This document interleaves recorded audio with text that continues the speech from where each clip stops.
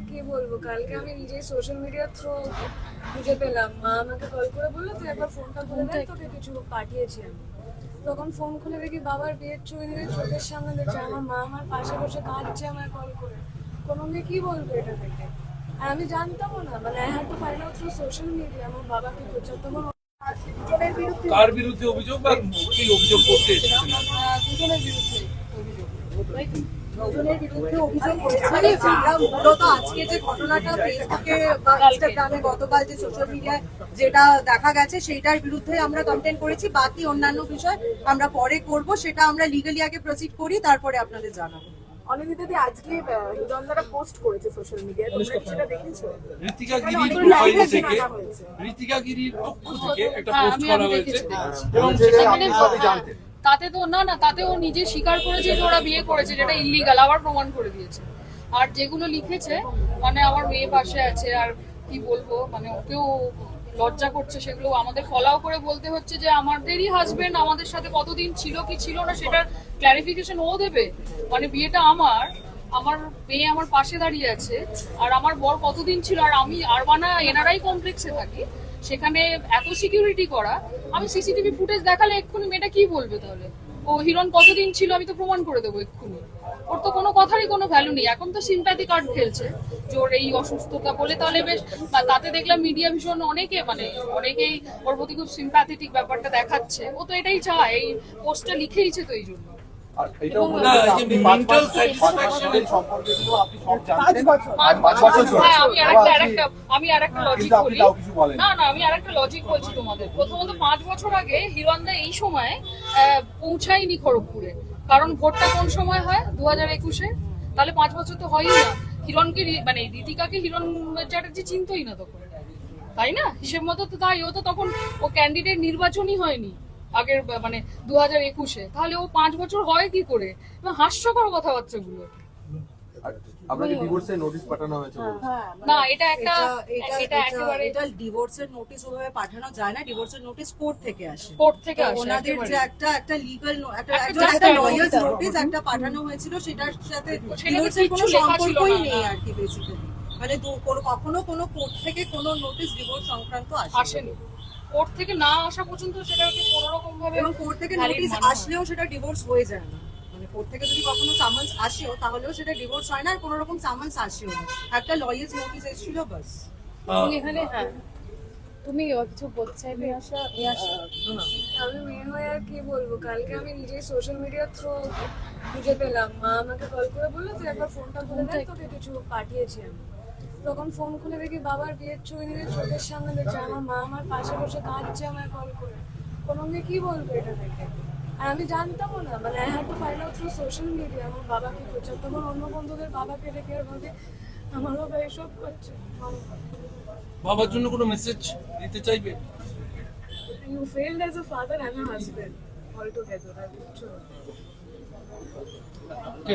দিদি বলছি, সার্বিকভাবে যে অভিযোগগুলো আরো তোলা হয়েছে যে আপনি ইচ্ছাকৃত ওর বয়স সম্পর্কে ভুল তথ্য দিয়ে তাহলে প্রমাণ করুন না সবকিছু। আর বয়স নিয়েও একটা কথা উঠে। আর আমি প্রথমত তো ওর দিদি না মাও না, আমি যতদূর মানে আমার কাছে হিরণই বলেছে ওর এত বয়স, বাচ্চা মেয়ে এরকম আমাকে ব্ল্যাকমেলিং করছে। বোঝোই তো একজন হিরোর সাথে ওর দেখা হয়েছে, মানে এই কথাগুলো আমাকে হিরণই বলেছে। মানে আমি তো ঋতিকা গিরির আত্মীয় নই, ঋতিকা গিরির সাথে হিরণ জড়িত, আমি তো নই। আমি ওর মাও না দিদিও না। আমার তো বয়স, ওর এক্সাক্ট বয়স তাহলে ও প্রমাণ করে দেখাক না, ওর বার্থ সার্টিফিকেট দেখাক, ওর বয়স কত প্রমাণ করুক না। আমি তো সমস্ত প্রমাণ নিয়ে এই যে থানায় এসে করে গেলাম, ওকে করতে বলুন। ওর এত সাহস তো একটা এইটুকুনি মেয়ের, একটু করতে বলুন তো। তো বিয়ের সম্বন্ধে বোঝেটা কি? আমি তো 25টা বছর কাটিয়ে এসেছি বিয়ের, আর ও ভাবছে যে একজনের সাথে ঘুরে ভিয়েতনাম বেড়াতে গিয়ে আর মাথায় সিঁদুর পরেই ভালো করে বউ একটা বিবাহিত জীবন কাটানো যায়। আর আমি এটা নিয়ে কিচ্ছু বলতে চাই না, মানে কাল থেকে এটা ইনাফ। আমি অনেক ইন্টারভিউ দিয়েছি, আমি সত্যি আর ক্লান্ত। মানে আমিও তো একটা মানুষ, আপনারাও তো বুঝতে পারছেন। আমার মেয়ে এইটুকুনি মেয়ে পাশে দাঁড়িয়ে কাঁদছে, আমি তো এরকম জীবন ওকে দিতে চাইনি।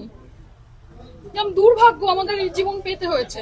আজ 25 বছর পর আমাকে জানাতে হচ্ছে পুলিশে এসে কাছে যে আমাদের বিয়ে এখনো আছে।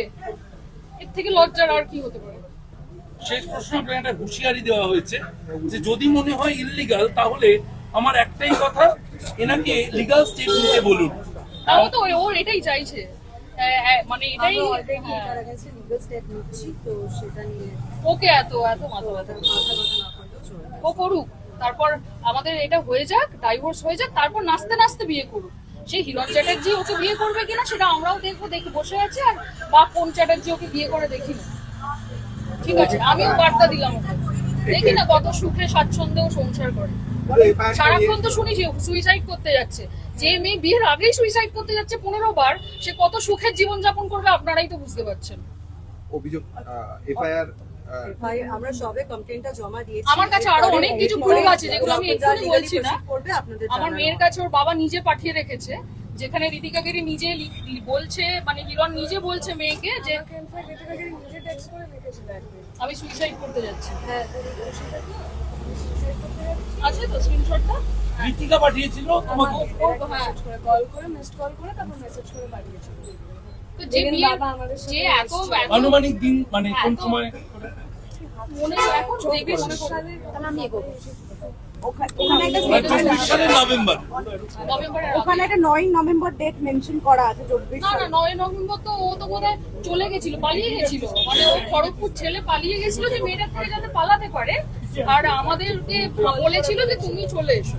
আমরা তখন সত্যিকারেরই বোকার মতন, আমি আর মেয়ে সত্যি বোকা, ওর ম্যানিপুলেট করতে পারে ভীষণ ভালো। আমরা দুজনে ব্যাংককের টিকিট কেটে আমরা একসাথে ব্যাংকক যাই।